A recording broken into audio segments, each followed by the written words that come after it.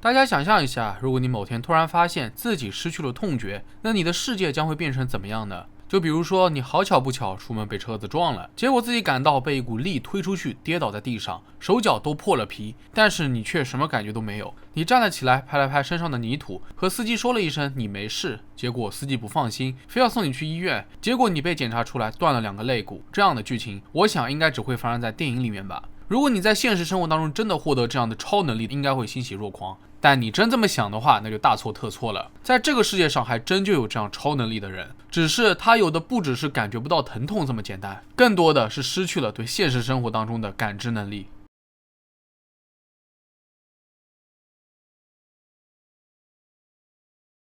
这名神奇的女孩名叫奥利维亚·凡恩斯沃斯。想不到吧，这么可爱的小女孩竟然有如此特别的超能力。不过让所有人百思不得其解的是，奥利维亚的神力是从哪儿来的呢？她出生于英国的哈德斯菲尔德，5岁的时候不小心摔了一跤，非常的严重，下牙甚至都从嘴唇里面钻了出来。父母看到了，急忙带她去了医院，在医生诊断后，立刻提出要进行手术。一群人都担心孩子会受不了疼痛，但是此刻的奥利维亚似乎并没有感到任何不适，她相当的平静，甚至连眉头都不皱一下。别的孩子不说去医院，都摔成这样子了，肯定已经哇哇大哭。而医护人员对此都很吃惊。后来他的母亲坦言，自己的女儿确实很不寻常，她从不喊疼，也不会说自己饿，更不会觉得困想睡觉。从奥利维亚9个月大的时候，母亲就发现别的婴儿大部分时间都在睡觉，而奥利维亚每天只需要2到3个小时的睡眠。随着年龄的增长，怪事更是不断，孩子的日常生活当中避免不了磕磕碰碰，甚至是流血，而奥利维亚也从不喊疼，就跟没事人一样。而且比起一般的孩子来说，奥利维亚的情绪变化很少。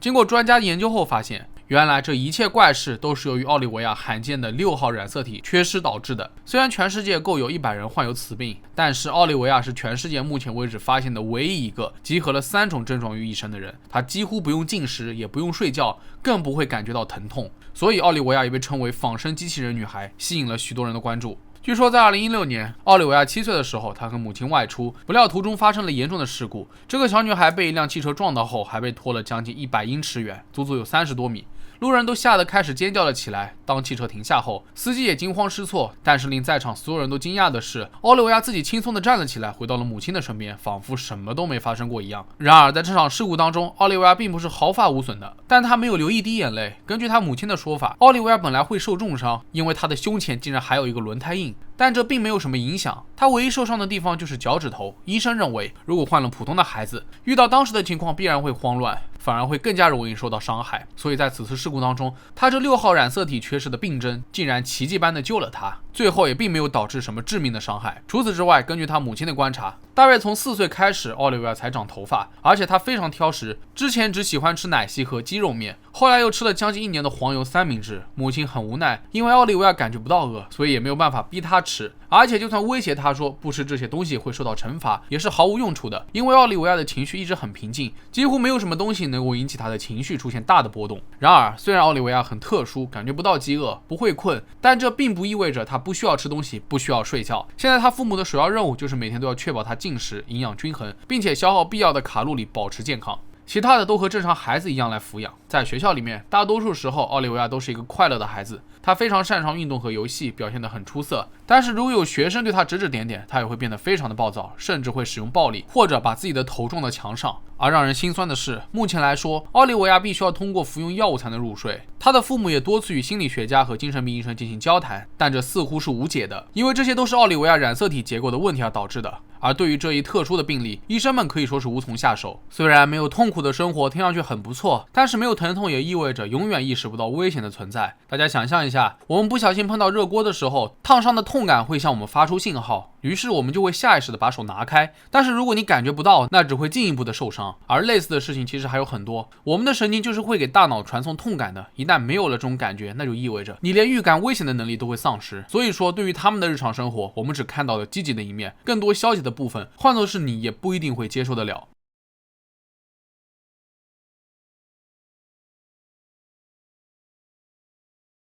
那除了奥利维亚之外，还有一个女孩名叫加比金格拉斯，她来自明尼苏达州，她的病情也很罕见，属于染色体异常，无法感到疼痛，不会流泪。当加比还是个小婴儿的时候，父亲就发现她不断的抓挠自己的脸，不阻止就不会停手。等加比开始长牙后，情况更加的糟糕，她开始咬手指，而且是用尽力气的那种。到后来，加比甚至会咬自己的嘴巴和舌头，她还会咬各种玩具，即使牙掉了也不会感到疼痛。到最后，加比不得不住院。在3岁的时候，加比磕磕绊绊过好几次，就比如在车库滑倒，头撞在厨房的地板上，额头撞到了浴室的门框上，他都对疼痛毫无感觉，一次都没有哭。因为加比出生时就极其罕见的缺少了遗传性感觉和自主神经病变五行，属于先天对疼痛不敏感的人。加比的医生几乎不知道这个国家竟然找不出第二个人患有这种病，而事实上是全世界也没有多少个已知的病例。但加比的苦难远不止这些，在很小的时候，他就会用自己的手指抓伤眼睛，几乎把自己弄瞎。那个时候的他什么都不懂，更不知道自己是在伤害自己，医生只好缝合了他的眼睛来保护他。2004年，他的左眼被摘除，装上了义眼，右眼也已经近视到300度。后来加比的父亲给他戴上了游泳镜保护眼睛，没想到加比欣然接受，因为他被告知这和动画片里面的娃娃是同款。他的父母很后悔，应该早点想到护目镜的作用，不然加比也不用失去明亮的双眼了。在这之后，不管是在学校还是在家里，加比都戴着心爱的护目镜。随着年龄的增长，是不是就不用这么谨慎了呢？然而答案是否定的，加比的父母并不能有一丝懈怠。2017年的秋天，加比偷偷从床上爬起来，站在一台热蒸汽加湿器面前，全身被严重的烫伤，但他依然没有感觉到烫伤的痛苦。虽然加比从出生就很特殊，但他所传递的精神与状态征服了每一个遇到他的人。没有人知道加比的未来会是怎么样的，但是他的父母下定决心，要让这个感觉不到痛苦的女孩永远的快乐下去。